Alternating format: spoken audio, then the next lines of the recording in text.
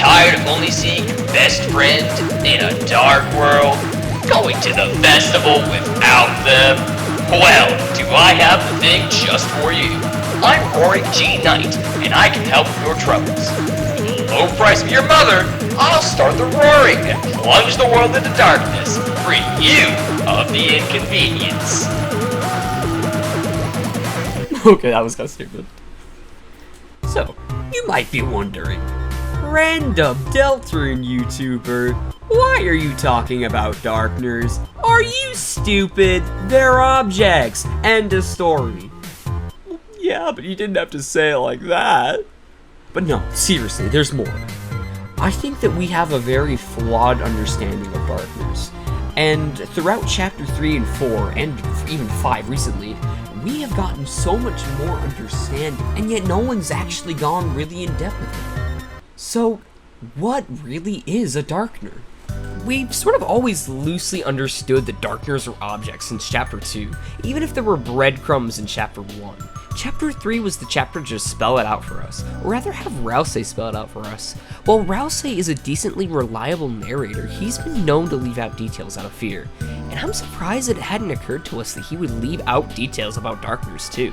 Yet ironically, Chapter 3 has the most evidence for the way Darkners work. The first construction of a Darkner is perception.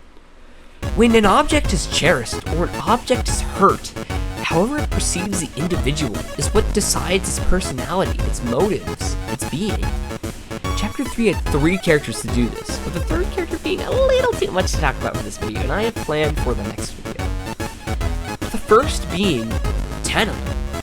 Tenna used to be watched by the Dreamer and Holiday family during Christmas breaks until Des left due to something we haven't still figured out yet. Because he was watched for so long and at some point important to these people's lives, when he became a Darkner, he was willing to do anything to get it back. He's sort of a reflection of Chris wanting things to go back the way they were, which made it the perfect muse for the Knight's plan. And I think it's important to note that Tenna is a CRT television. Well, obviously. But because of that, he is only natural to have these feelings. Me, personally, I'd get anxious if people stop watching me every day. I don't know why I said it like that. Anyway, the next Darkner, Ramb.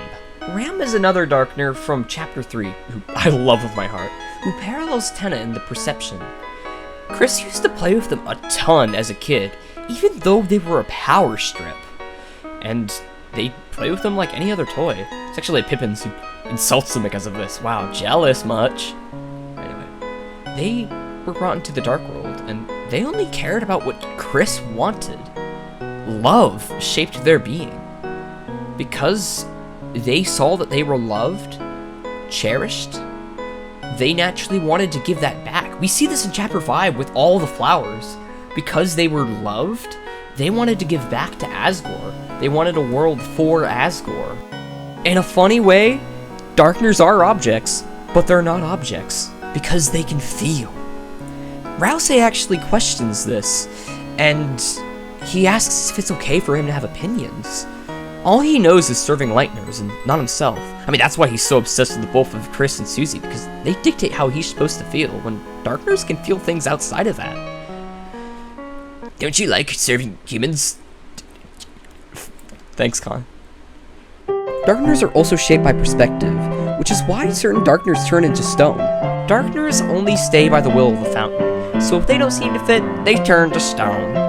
It's why Ram actually still had more time in the Dark World for the Mantle minigame. I mean, they were able to stall out more time for the Knight, so they naturally fit in. And when you create a Dark Fountain, the things that become Darkners are based on your perspective. I mean, that's why Wickabell appears in Chapter 4, the Organics, because Susie naturally just kind of placed those things out when she created her Dark World in that. While not as strong as perception, it's a part of the creation of Dark Worlds and how they can stay, every sense of that.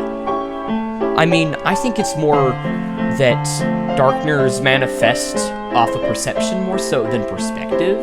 So even if, like, you really didn't care about, like, I don't know, the bowl in the center of the room, like, this bowl is able to manifest because you really didn't care. That's how you perceived it, and so it came to life. Out of spite. And I think it kind of gets interesting discussions with, like, other Darkners. Like Ralsei's the biggest one.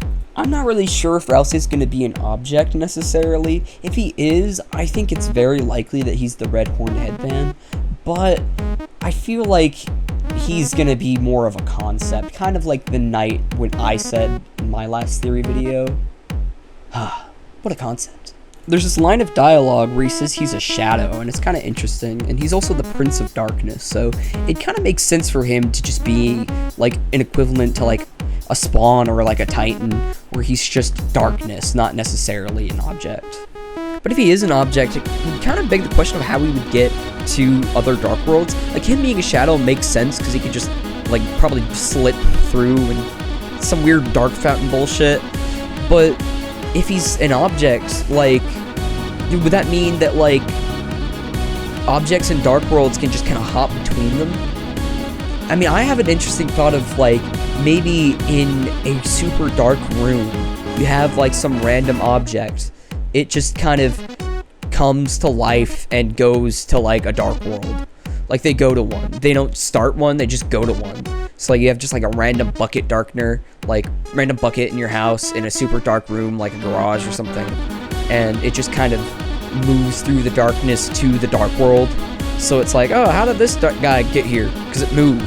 And maybe that's, like, how ERAM was able to show up in Chapter 3. Who knows? Some other interesting thoughts are the weirdness we have with, like, memory Darkner people like Gerson. Like, they're really interesting. Like, we know concepts kind of come to life in Dark World, so it's, I don't know, interesting thought. I still kind of think of, like, why did Gerson want to write a note to Alvin? Like, it's his son, it makes sense, and it's a really great thing. Really sweet, heartwarming, even. But it's just like, why did he do that? Like, was it just because this Darkner thought that he had to, or it was like he actually was brought to life? Or maybe, like, it's just the collection of memories, so it's like he's alive again, but he's not. It's like a weird ghost thing. I don't know. Darkners are definitely going to get more depth, I think, within the next few chapters, but I just wanted to kind of cover how interesting they really are, because I don't really think anyone's kind of admitted that. I hope this video was a little enlightening in some sense. Gave you more ideas of how Darkners work. And thanks for watching. I'm Ducky.